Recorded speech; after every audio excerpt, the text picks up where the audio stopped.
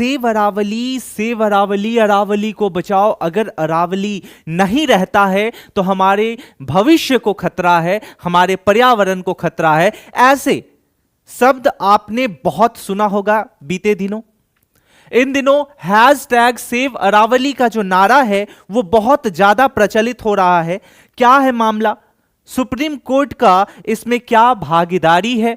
हर एक मुद्दे पे आज चर्चा करने वाले हैं। यूपीएससी, बीपीएससी, स्टेट पीसीएस जैसे एग्जाम को लेकर के यह मुद्दा कैसे बहुत ज्यादा महत्वपूर्ण है, इन सभी तथ्यों पर एक एक करके चर्चा करते हैं।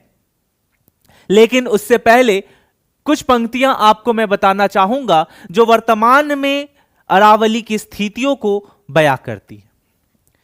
सीना तान खड़ा था मैं बनकर छत तेरे घर का, सीना तान खड़ा था मैं बनकर छत तेरे घर का, मौसम के मार से रोका था, मौसम के मार से रोका था, रेतों के थाप से रोका था,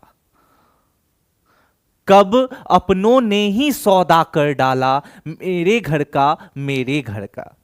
ये जो पंक्तियां है ना, ये वर्तमान में अरावली की दृश्य को खूबखूब बयां करती है। आइए चर्चा करते हैं अरावली क्या है, इसकी महत्वता क्या है और कौन से लोग इसके दुश्मन बन बैठे हैं। चलिए चर्चा करते हैं। सबसे पहले यहां पे आपको यह समझना सबसे ज्यादा महत्वपूर्ण हो जाता है कि अरावली का विस्तार कहां है, भौगोलिक दृष्टि से यह कहां से कहां तक फैली हुई है।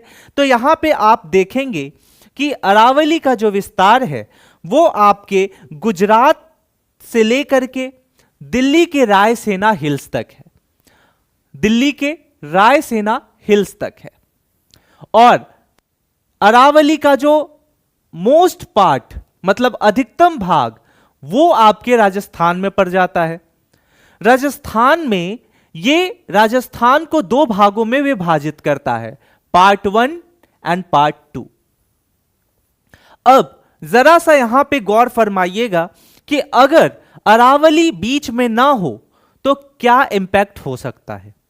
पार्ट 1 की अगर बात करें तो यह राजस्थान का वो मरुस्थलीय भाग है जहां पे दूर दूर तक रेतों का फैलाव है, बिखराव है। वही अगर पार्ट 2 यानी दूसरे पार्ट की बात कर लें तो यहां पे राजस्थान के बड़े बड़े शहर जैसे जयपुर, उदयपुर स्थित है। अरावली यहां पे एज अ बॉर्डर लाइन काम करता है।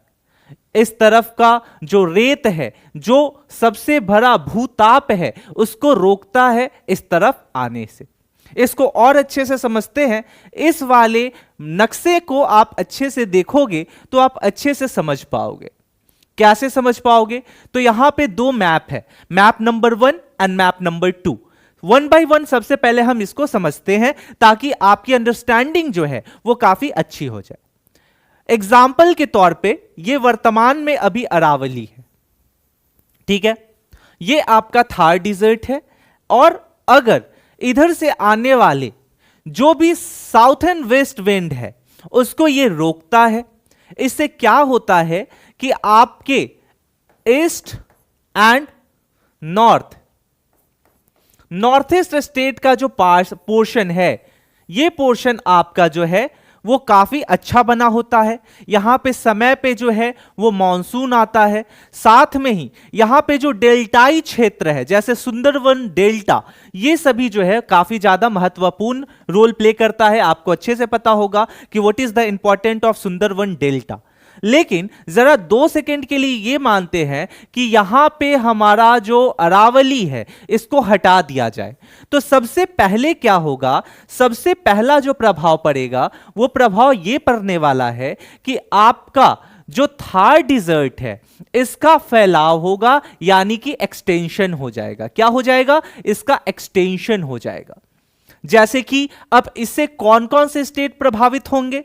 तो इससे जो सबसे अधिक स्टेट प्रभावित होंगे वो होंगे मध्य प्रदेश, बिहार, उत्तर प्रदेश जैसे स्टेट बहुत ज्यादा जो है ये प्रभावित होगा।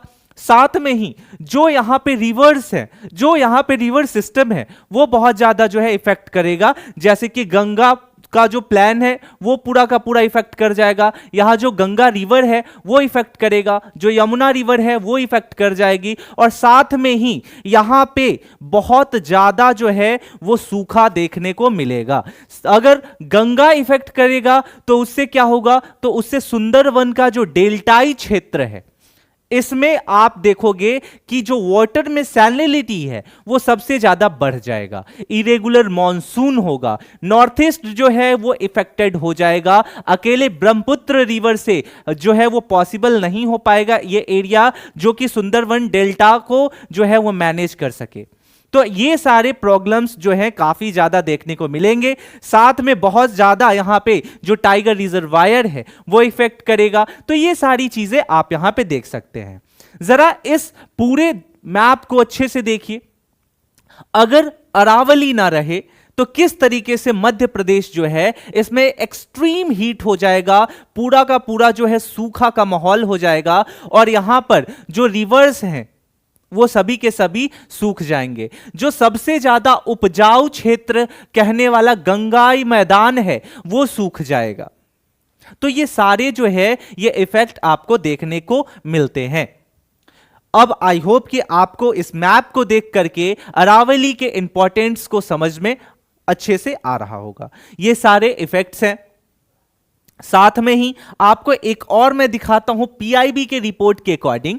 ये आपका पीआईबी का रिपोर्ट है, प्रेस इंफॉर्मेशन ब्यूरो। ये आपके लिए बहुत ज्यादा इंपॉर्टेंट हो जाता है, स्पेशली हमारे वो बच्चे जो यूपीएससी की तैयारी कर रहे हैं, यूपीएससी, बीपीएससी, और जो बच्चे हमारे जो जनरल कंपटीशन की तैयारी कर रहे हैं, उन सभी से मैं रिक्वेस्ट करूंगा कि आप एक बार प्रेस इंफॉर्मेशन ब्यूरो के साइट पे जाइए और यहां पे जाकर के इसने जो लेटेस्ट पोस्ट किया है, अभी आप देखोगे कि यहां लेटेस्ट पोस्ट है 21 दिसंबर 2025 3:15 दोपहर को। ये आपके सामने पीआईबी ने ये जो है अरावली हिल्स से रिलेटेड प्रोटेक्शन इकोलॉजी, ठीक है, और यहां पे सस्टेनेबल डेवलपमेंट से रिलेटेड जो भी सूचनाएं हैं वो यहां पे प्रकाशित किया है, पब्लिश किया है। और ये रिपोर्ट मैं एक बार आप सभी को बोलूंगा कि यहां पे अच्छे से आप जो है इसको पढ़िएगा। जो बच्चे इंग्लिश के साथ साथ हिंदी में कंफर्टेबल हैं वो यहां पे आसानी से लैंग्वेज चेंज कर सकते हैं, लैंग्वेज चेंज करके यहां पे सारी चीजों को अच्छे से पढ़ सकते हैं।